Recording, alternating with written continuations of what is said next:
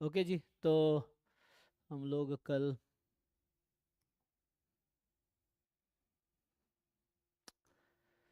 ये क्वेश्चन है, I think ये ऑपरेशन रिसर्च वाला है। एक क्वेश्चन आता है ना वैसे कुछ लग रहा है, देखते हैं क्या है स्टैट्स का ऑपरेशन रिसर्च का। Consider a petrol pump which has a single petrol dispensing unit. ठीक है। सो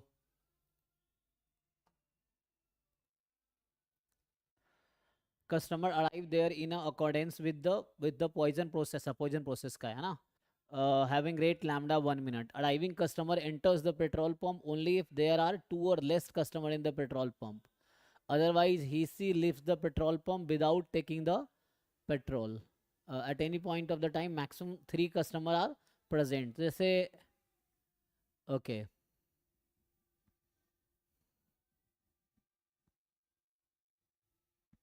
Successive service time of the petrol dispensing units are independent exponential random variable having mean 1 by 2 minutes.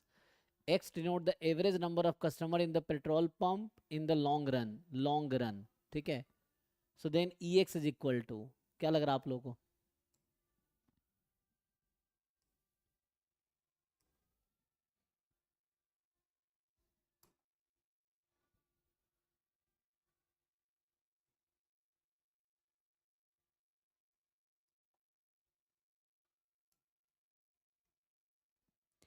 देखिए जी बताइए। सो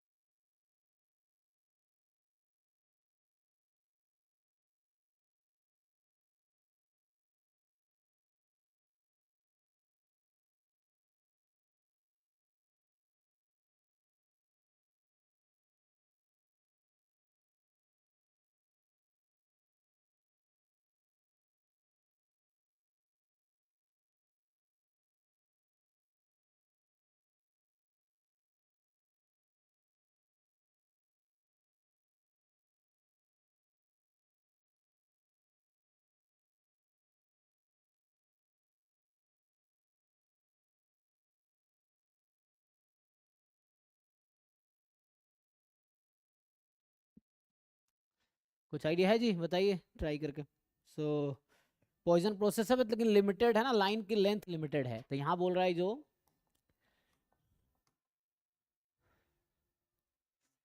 arrival rate जो है ना, Poisson process है। सो lambda is 1 and ये बोल रहा है कि सर्विस क्या है, successive service time of the petrol dispensing unit independent exponential with mean 1/2। तो एक्सपोनेंशियल विथ मीन 1/2 रेट कितना 2 हो जाएगा। सो ये हो गया अराइवल रेट, और जो सर्विस है ना डिपार्चर रेट होगा। So arrival rate departure rate. X है average number of customer in the petrol pump in long run. So कितने कस्टमर होंगे लॉन्ग रन में, ई एक्स इक्वल है क्या होगा। लेकिन लिमिटेशन ये है कि जो लेंथ है मैक्सिमम पेट्रोल की जो होगी 3 कस्टमर प्रेजेंट होगा, एक सर्विस में होगा 2 क्यू में होगा, है ना। So 3 customer at a time होगा, so 1 in service and 2 in queue. सो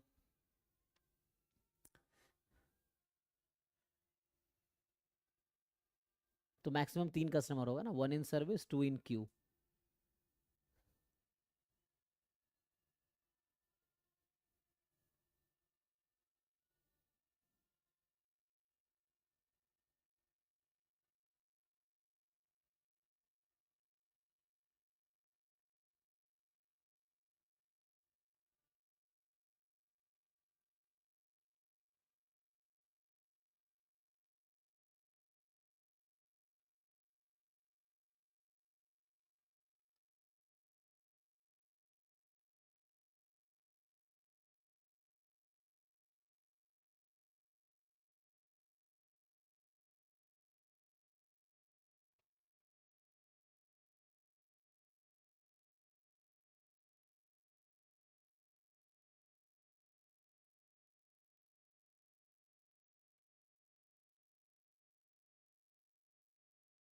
सो क्या होगा, मान लो अगर टाइम 0 से स्टार्ट करे तो 0 या इनिशियली 0 कस्टमर होगा, कुछ टाइम बाद 1 होगा, फिर 2 होगा, फिर 3 होगा।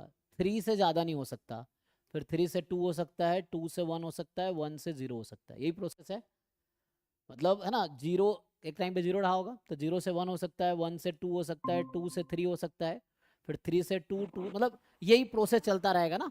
यहाँ पे तो और कोई पॉसिबिलिटी है नहीं। सो यही प्रोसेस है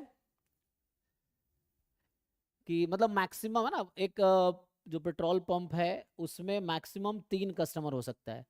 सो 0 से 3 पॉसिबिलिटी ही है, या तो एक भी नहीं होगा, या एक होगा, 2 होगा।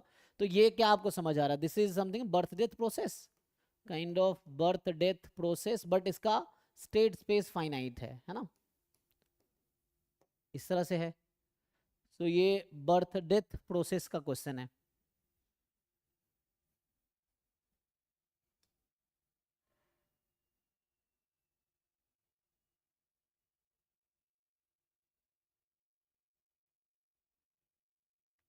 और यहाँ रो क्या होता है, इंटेंसिटी जो है, इसका क्या फॉर्मूला होता है, लैम्डा बाई म्यू।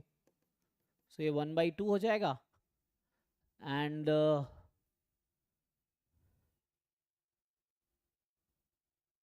ठीक है ना, इंटेंसिटी रो है 1/2 है, एंड इसका स्टेट स्पेस फिक्स है 0 से 3, ठीक है ना। सो स्टेट स्पेस 0, 1, 2, 3 ये आपका फिक्स है। अब आपसे कह रहा है कि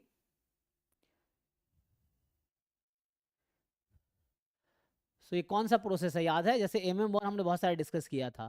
तो MM1 में क्या होता है कि लेंथ इन्फिनाइट है इसका, है ना। MM1 जो प्रोसेस है उसमें लेंथ तो इन्फिनाइट होता है।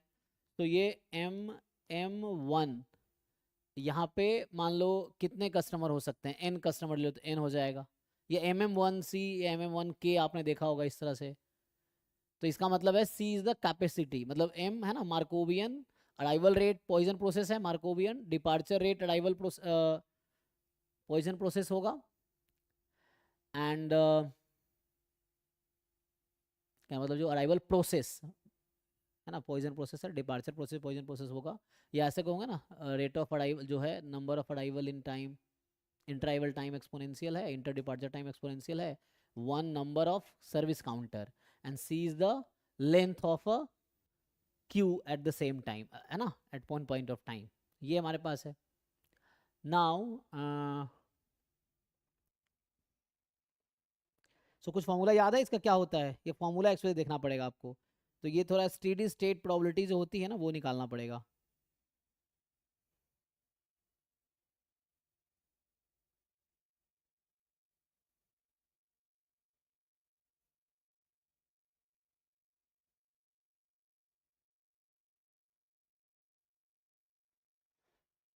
तो इन द लॉन्ग रन का मतलब क्या है, ये लॉन्ग रन का मतलब है आपको स्टेशनरी प्रोबेबिलिटी पता होना चाहिए। जैसे मान लो आप पॉइजन प्रोसेस का आपको याद होगा कि जो फॉर्मूला होता है ना, P1 P2 P3 याद है ना। P1 ऐसा होता था वहाँ पे कि जैसे इसको क्या लिखेंगे हम लोग, λ0, λ1, λ2, और ये है 1 से 0 हो रहा है तो μ1, μ2, μ3। तो पॉइजन प्रोसेस में स्टेडी प्रोबेबिलिटी आपको पता होगा, स्टेशनरी प्रोबेबिलिटी क्या होता था कि λ0/μ1 इंटू P1, इस तरह से कुछ वैसा फॉर्मूला होता था ना। तो वैसा ही है, तो इसमें है कि बर्थ डेथ प्रोसेस में स्टेशनरी प्रोबेबिलिटी या स्टेडी स्टेट प्रोबेबिलिटी क्या होती है, लॉन्ग रन प्रोबेबिलिटी क्या होती है। तो इसका अगर आप फॉर्मूला देखेंगे तो अगर पाई एन है, at the time there are n customer in the process, है ना, मान लो n कस्टमर है, तो इसकी प्रोबेबिलिटी होती है कितना, π0 इंटू रो की पावर n। ये एक फॉर्मूला है। तो हमारे पास तो कहाँ तक जा सकता है, so we have to find यहाँ पे π0, π1, π2, π3, यही हो सकता है ना टोटल। तो उसके अकॉर्डिंग लिखेंगे तो क्या आएगा, सो यहाँ से π1 की वैल्यू आ जाएगी रो इंटू π0, π2 की वैल्यू आएगी रो स्क्वायर इंटू π0, π3 की वैल्यू आएगी रो की power q into π0, and total probability 1 होगा। इज इक्वल टू 1, तो इसको ऐड कर लीजिए कितना आता है। तो ये स्टेडी स्टेट प्रोबेबिलिटी है या stationary probability in case of birth death process. ठीक है, यहाँ n क्या है, n customer in system at the time, है ना, n customer in the system, इसकी प्रोबेबिलिटी है। तो इसको ऐड कीजिए कितना हो गया यहाँ से, रो तो हमें पता है ना 1/2 है, तो यहाँ आ जाएगा 1 plus rho square plus rho cube into pi not is equal to 1। ठीक है, सो नाउ यहाँ से क्या आ जाएगा, तो यहाँ से पाई नॉट की वैल्यू आ जाएगी 1/1 plus rho square into rho cube, कितना आ गया बताइए। तो इसके अकॉर्डिंग ये वैल्यू भी आ जाएगी तो काम हो जाएगा। सो ये पीएमएफ है, काइंड ऑफ, है ना, पीएमएफ है। इसमें ये था ना कि x denote average number of customer, मुझे ई एक्स निकालना है, तो एक्सपेक्टेड नंबर ऑफ कस्टमर्स निकालने हैं। तो इसको सॉल्व कर लो एंड पुट बताओ क्या आएगा। तो पाई नोट की वैल्यू जो आएगी 1 + 1/2 + 1/4 + 1/16, यही ना। तो एलसीएम लेंगे तो ये 16 न्यूमरेटर में आ जाएगा, फिर बचेगा 16 + 8 + 4 + 1, सो 16/29। ठीक है, ये आ जाएगा। एंड पाई 1 जो होगा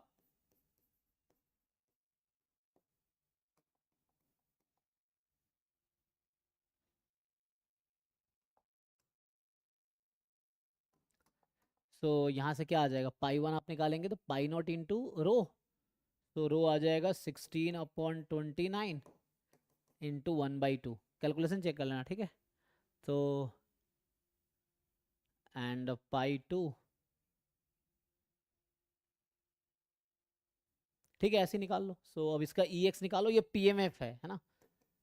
पाई 2 जो है 1/2 का स्क्वायर एंड पाई 3 आएगा। So this is the P M F you have. ठीक है, तो यहाँ से मैं कह रहा हूँ पाई नोट तो यहाँ से आ गया। तो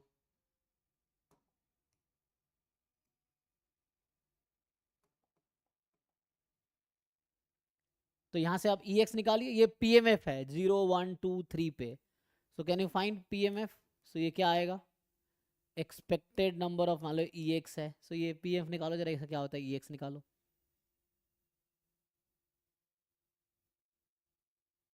ये पाई नोट सही निकाला हमने, 1 1/2 1/4 1/16, रो हमारा 1/2 ही था ना।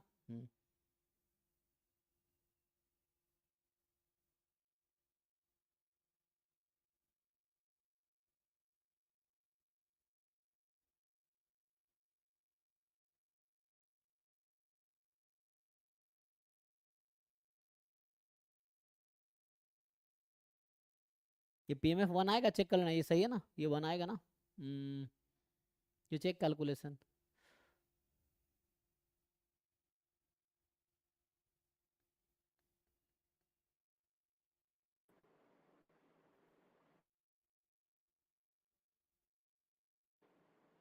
सर 1/16 1/8 होगा ना। क्या पाई नॉट में रो क्यूब। तो वहाँ क्या लिखा हमने, एक मिनट एक मिनट, 1/8 होगा या 1/2 होगा, कैसे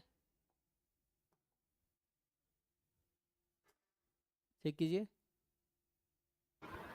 अच्छा यहाँ पे गलती से 16, ओ ये मिस्टेक हुआ मुझसे, नहीं, ओके ओके, आई थिंक यहाँ ओके मिस्टेक। सो ये 1/8 होता तो आई थिंक ये गड़बड़ हो गया ना। तो 8 यहाँ आ जाएगा, कितना आएगा यहाँ से 15। ठीक है, इसके अकॉर्डिंग कीजिए कैलकुलेशन।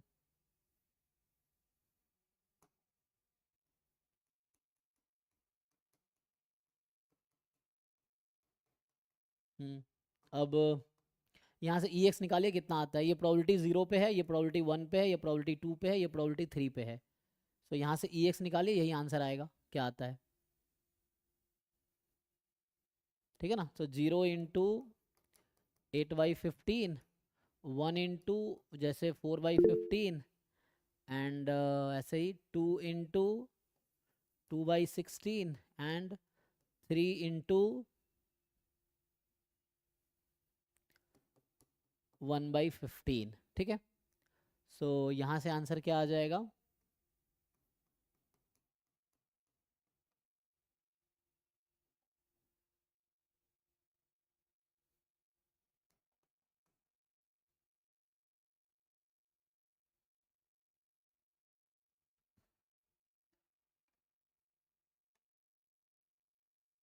इलेवन 15, ठीक है, तो ये आंसर होना चाहिए।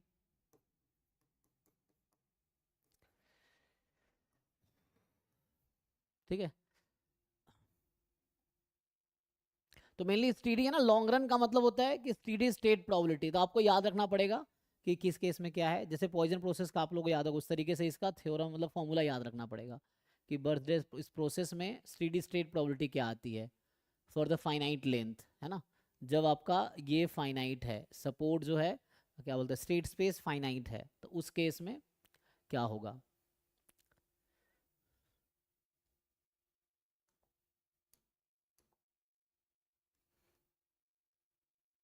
तो आई थिंक कल हमने कितने 5 क्वेश्चन, ये छठा वाला था, कल 5 तक किए थे ना। सो ये 6th क्वेश्चन होगा इस पेपर यूनिट मतलब पार्ट बी में, यूनिट 4 का।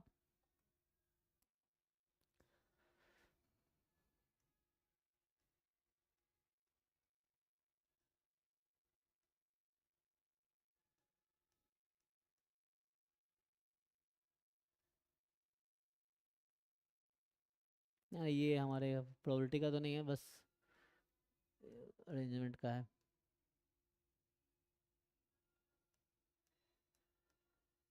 ये तो बहुत आसान है ना, ये तो कर लेंगे आप लोग, इसमें मुझे लगता है सॉल्व करने की जरूरत है। आप लोग बताइए क्विकली आंसर। सीडीएफ दे रखा है, प्रोबेबिलिटी पूछ रहा है, तो you know how to find probability using CDF. Fine, answer बताइए।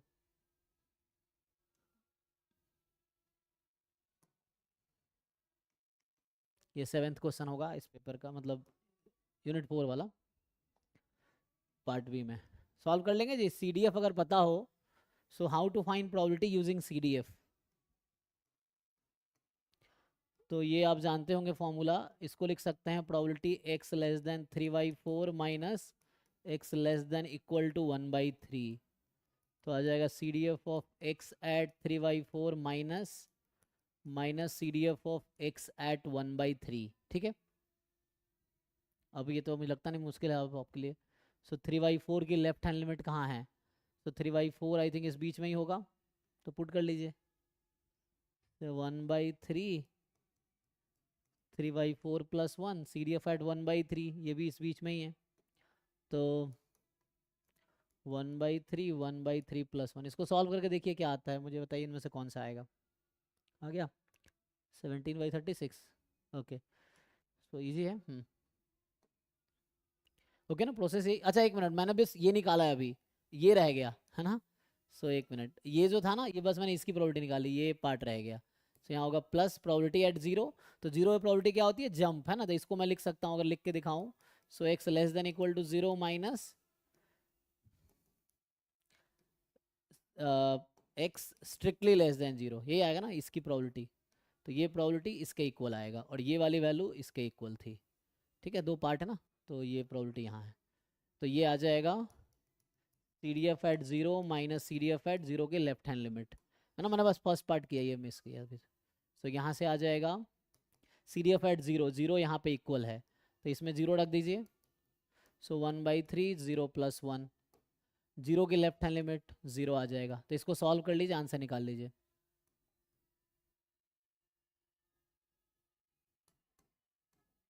ठीक है, निकालिए क्या आएगा। तो आपने बता ही दिया ना, आई थिंक ये आएगा फाइनल। ओके जी, देखो कोई मिस्टेक हो तो बताना, ठीक है।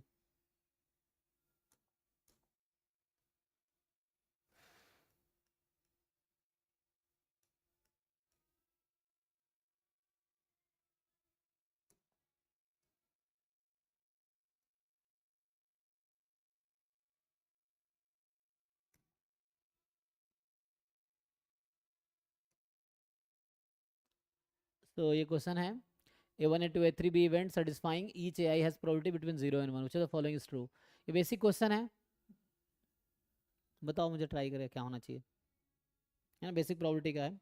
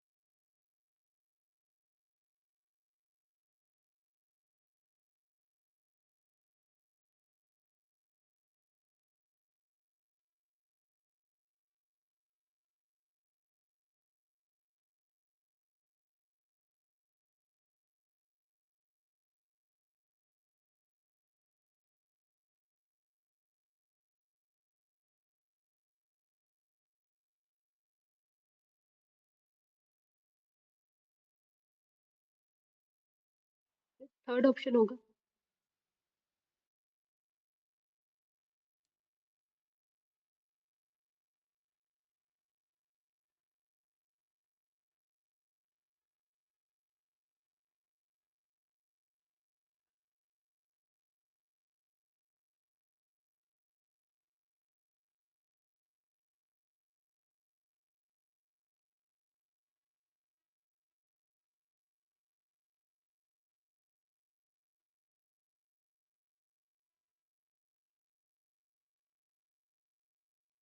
थर्ड आ रहा है, अच्छा। तो सब में गिवन A2 है, तो आप A2 को ना इग्नोर कर सकते हैं ना, यहाँ भी गिवन A2 है। तो जो नॉर्मल फॉर्मूला होता है वही वाला, जैसे आप जानते होंगे, probability of A1 plus probability of A2 and probability of A1 union A2, इन दोनों में क्या रिलेशन है ना। तो ये इंडिविजुअल ज़्यादा होगी, क्योंकि ये है this plus this minus this, right.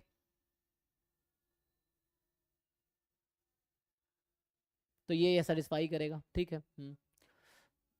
एक ही ऑप्शन करेक्ट होगा, तो बाकी आप इग्नोर कर सकते हैं, ठीक है।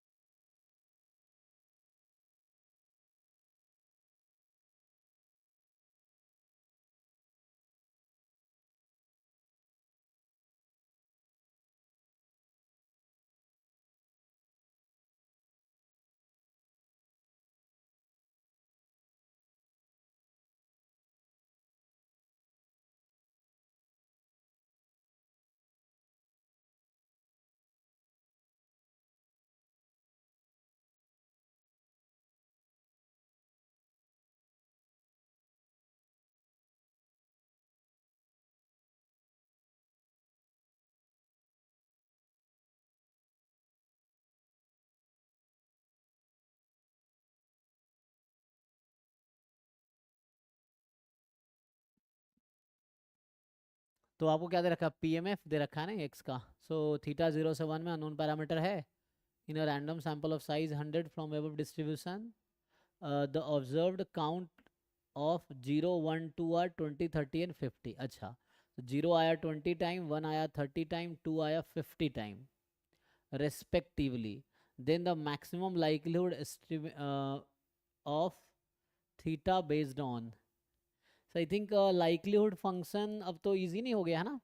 So probability of x is equal to 0, ये जो PMF है इसकी power 20, probability of x is equal to 1, x is equal to 1 इसकी पावर जो होगी and that will be 30, and probability x is equal to 2 इसकी पावर 50, ठीक है। तो निकालिए अब इसको, है ना। तो एमएलई क्या होता है, पॉइंट ऑफ मैक्सिमा निकालना है आपको। तो ये भी मतलब 1 माइनस थीटा अपॉन 2 की पावर 20 हो गई, 1/2 की पावर 30 है, एंड थीटा बाई 2 की पावर 50 है। और थीटा क्या है, थीटा 0 से 1 में है, ठीक है। तो point of maxima in the likelihood function is MLE. तो आप इसका पॉइंट ऑफ मैक्सिमा निकालिए। अच्छा, निकालिए आपने, क्या 5/7 आएगा, ठीक है ना। So you just have to find point of maxima. So आप लॉग ले लो चाहो तो, है ना, बट अगर वैसे ठीक लगे, डायरेक्ट डिफरेंशिएट करना था वो हो सकता है। सो यू टेक लॉग, ठीक है, ये निकालो log likelihood function, and then इसको मान लो स्मॉल एल थीटा फंक्शन है। सो एल डैश थीटा निकाल के 0 पुट करो, देखो थीटा की वैल्यू क्या आती है, and then just check it whether it is point of maxima. So हो जाएगा।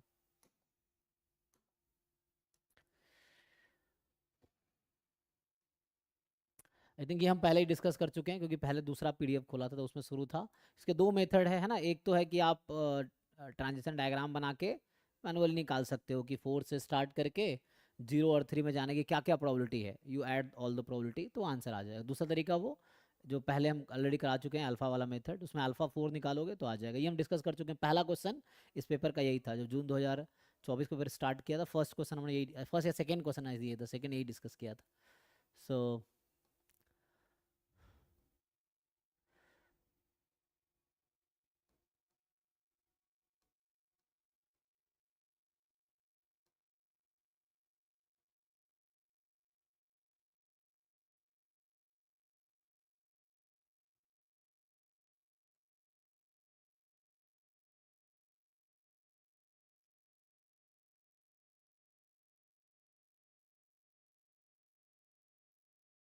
तो ये हमारा तो नहीं क्वेश्चन ना, तो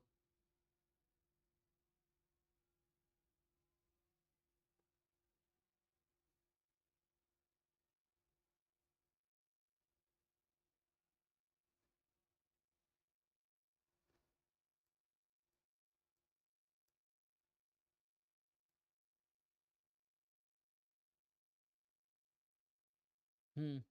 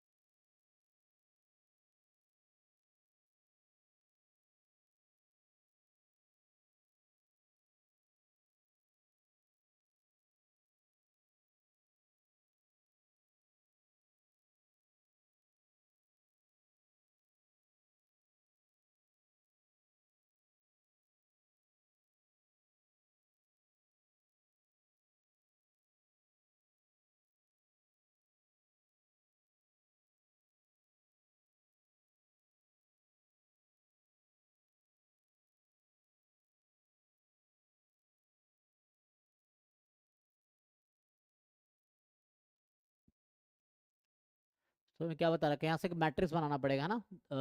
late X not X one X P be I I D random variable with mean zero variance one, Y I is X not plus x I, the first principal component based on the covariance matrix of Y vector, है ना। तो covariance matrix of Y vector, इसमें ऐसा है कि Y one जो होगा X not plus X one है, वाई टू एक्स नॉट है ना, एक्स वन खाली मान लो, x one plus x two हो जाएगा, y three x not plus x three, ऐसे चलता रहेगा। And y p is actually x not, है ना, मतलब ये रहेगा। बाकी गैप में बस मैं ये लिख रहा हूँ कि बीच में जीरो है, कहने का मतलब यहाँ जीरो आप लगा सकते हो, है ना। Zero X one zero X, like kind of zero X one zero X two, ठीक है। सो चलता रहेगा,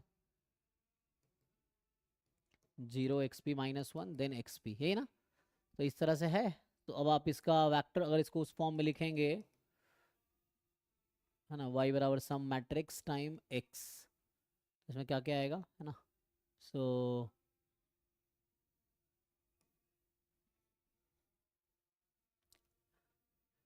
ट्राई कीजिए जी, क्या लगता है क्या आंसर आएगा।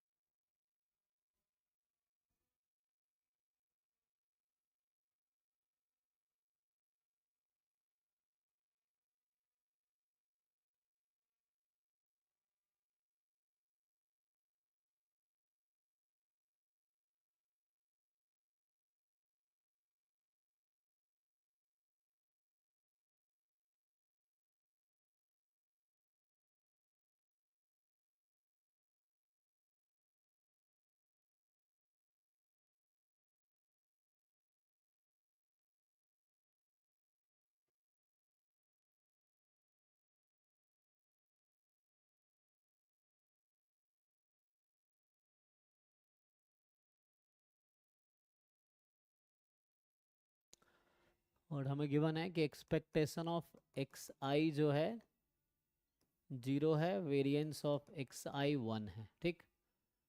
हम्म।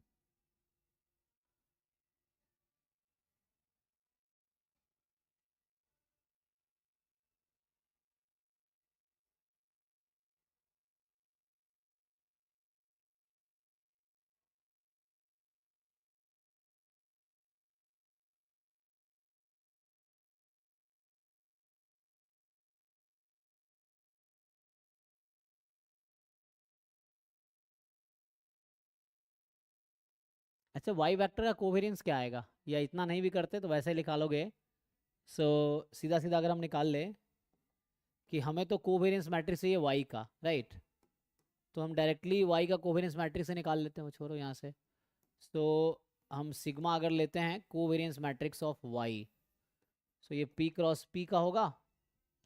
सो यहाँ वेरिएंस आएगा, वेरिएंस ऑफ वाई 1 कितना है, सो ये निकाल सकते हैं आप लोग इजीली ना। सो वैसे भी कर सकते हैं कि हम लोग ये ना करके सीधा निकाले कि कोवेरिएंस ऑफ वाई आई क्या है, सॉरी वेरिएंस ऑफ वाई आई क्या है।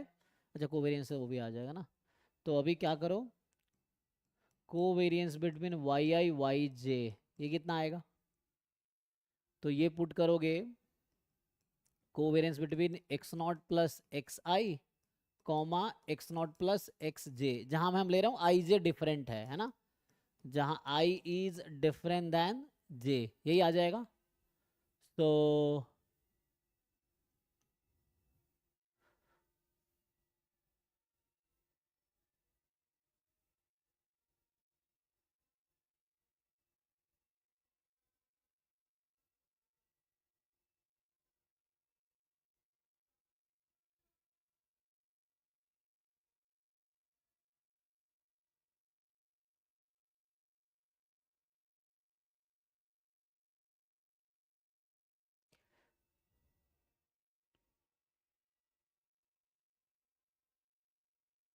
ये फर्स्ट प्रिंसिपल कंपोनेंट का डेफिनेशन क्या होता है,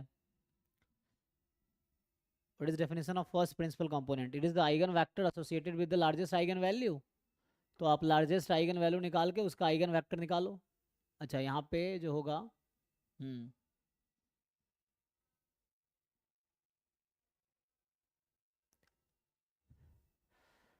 सो eigen vector corresponding to largest eigen value.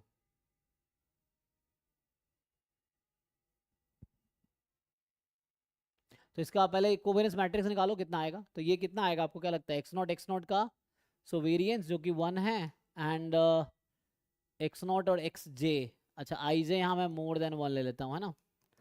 So I J दोनों more than equal to 1, more than 0 मतलब, ठीक है। तो ये मोर देन 0 है,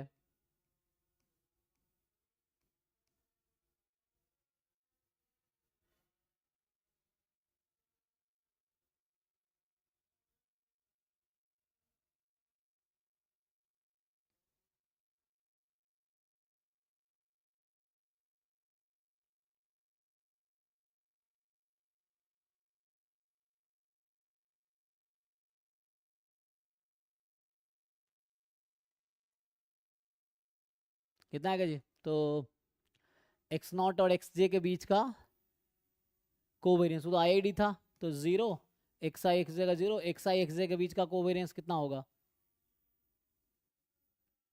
सो ये तो 1 आ गया, एंड वेरिएंस कितना आएगा, सो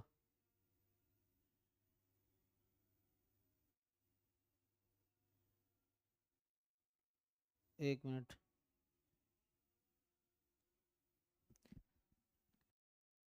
वेरिएंस 2 आएगा सर।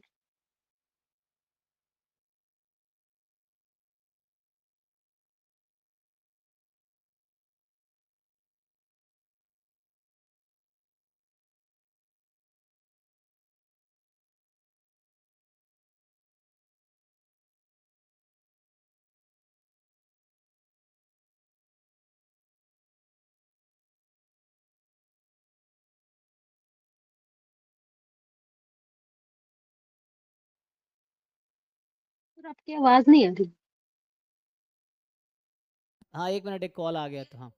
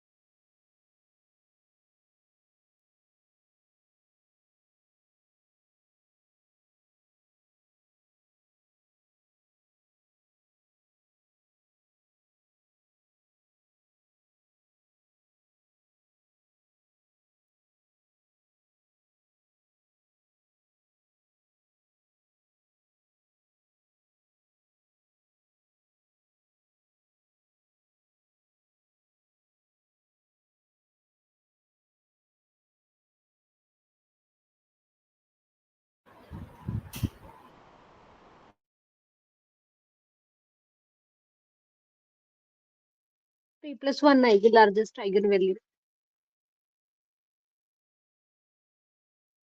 सर आपकी आवाज नहीं आ रही या मुझे ही नहीं आ रही।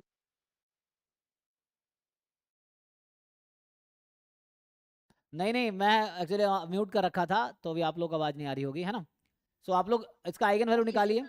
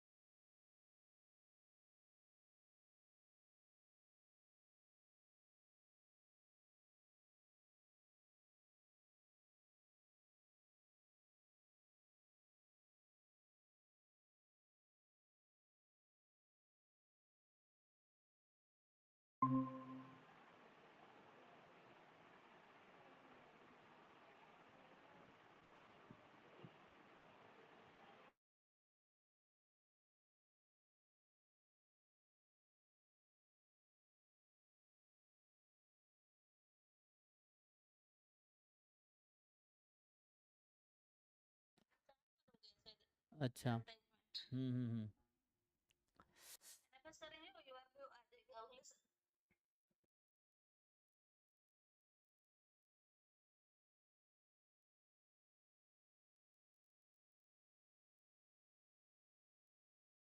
ठीक है जी, देखिए तो यहाँ पे क्या है,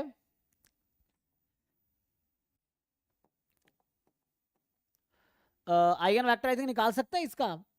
आइगन वैल्यू तो हो गया, जैसे उन्होंने बताया अंकित, आई थिंक फर्स्ट वन आ रहा है। तो ये फाइंड कीजिए, देखिए ये मैट्रिक्स है ना, डायगोनल पे 2 है, बाकी एंट्री 1 है ना, बाकी 1 है ना। कंप्लीट, बाकी लोगों को समझ आ रहा है, देखिए। इगन वेक्टर p क्रॉस 1 का 1 1 करके आएगा सर। हाँ, यस यस यस, है ना।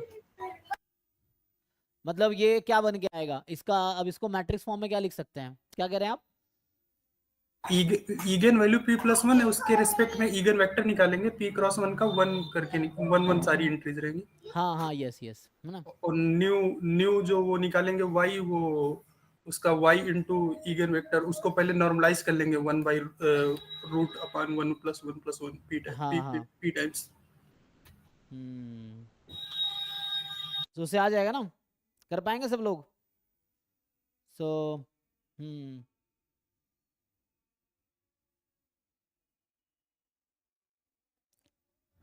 तो ऐसा कुछ आ जाएगा ना जो आप कह रहे हैं, आई थिंक 1/√p वेक्टर 1 1 1 आ जाएगा, एंड देन इसको आप मल्टीप्लाई कर देंगे y वेक्टर से, है ना, तो उससे बन जाएगा।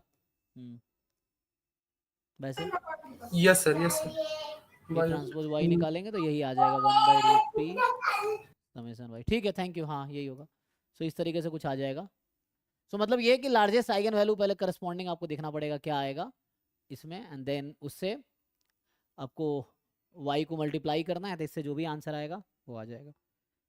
v ट्रांसपोज y, v यहाँ पे बनाएंगे तो इस तरह का आएगा आइगन वेक्टर जो है, एंड देन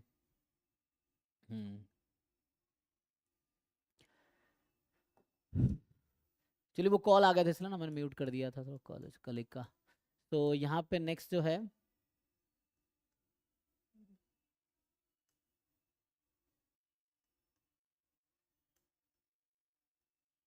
ठीक है, यूनिट सी में तो नहीं आ गया, पार्ट सी में आई थिंक ये क्वेश्चन नंबर 4 आ गया ना, पार्ट सी स्टार्ट हो गया। ओके सो पार्ट बी यहीं तक था, पार्ट सी है ना, यहाँ से पार्ट सी स्टार्ट हो गया। तो ये एक्चुअली हमने अभी जो क्वेश्चंस किए हैं यही लास्ट क्वेश्चन ही था, यहाँ से पार्ट सी स्टार्ट हो गया। तो कितने क्वेश्चन हमने काउंट नहीं किए, 12 होंगे एक्चुअली है ना, पहले कुछ किए थे तो स्किप करके। तो ये जो अभी पेपर डिस्कस किया हमने ये था जून 2024 वाला है ना। अभी अभी टाइम है हमारे पास, तो अभी हम लोग स्टार्ट कर सकते हैं, टाइम खत्म ही हो गया है। तो अगला जो पेपर होगा दिसंबर 2024 वाला, आई थिंक ये लास्ट ही था ना, दिसंबर 2024 वाला एग्जाम एक्चुअली अभी हुआ था फेब 2025 में, मतलब एग्जाम दिसंबर 2024 का है लेकिन ये हुआ था फेब 2025 में। तो ये होगा, और इसके बाद अभी आप लोगों का एग्जाम है अभी जो होने वाला है 28 जुलाई को है ना। सो 28 जुलाई 2025 को होने वाला है, जो जून 2024 वाला है, नहीं एक मिनट, जून 2025 वाला ना, हाँ। सो जून 2025 वाला इस एग्ज़ाम को डेट है ना।